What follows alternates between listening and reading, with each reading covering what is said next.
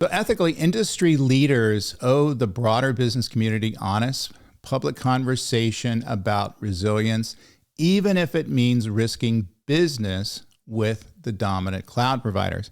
Can't stress that enough. Now's the time to not be cowards. Your ability to, in essence, address a problem on the terms of the problem. In other words, dealing with it open and honestly and putting out some alternatives out there, even if it means you're going to make some people upset. If you notice in my writing and speaking that I've done over the last 30 years, I've gone to, as much as I can, telling the truth and having open, honest opinions about the use of this technology. In many cases, that runs afoul of the narratives that the big technology companies are promoting, out in the space. And of course, I'm just one guy, but in many cases that came back on me. And I understand that it's an intimidating thing when people are mad at you because you're saying something you believe to be true, but goes against the way in which they're defining the market.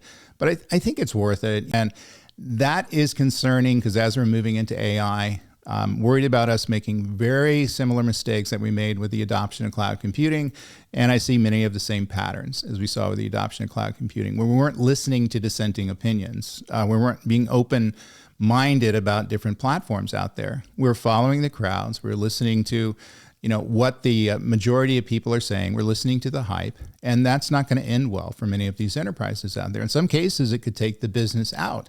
If they're making so many bad decisions around their IT deployments, use of cloud, use of AI, things like that, that they're missing opportunities. They're not able to take whatever pile of money that they have, optimize it so it's returning the most value back from the business. And that's what it's all about at the end of the day. The commercially savvy choices, but true leadership in technology demands candor, especially when industry's stability is at stake. And I think that's what's in front of us right now. We got to get honest about this stuff, guys. We can't stop whistling past the graveyard. And as we make more and more technology decisions, right now with the technology decisions we're making around AI, we're going to make game-changing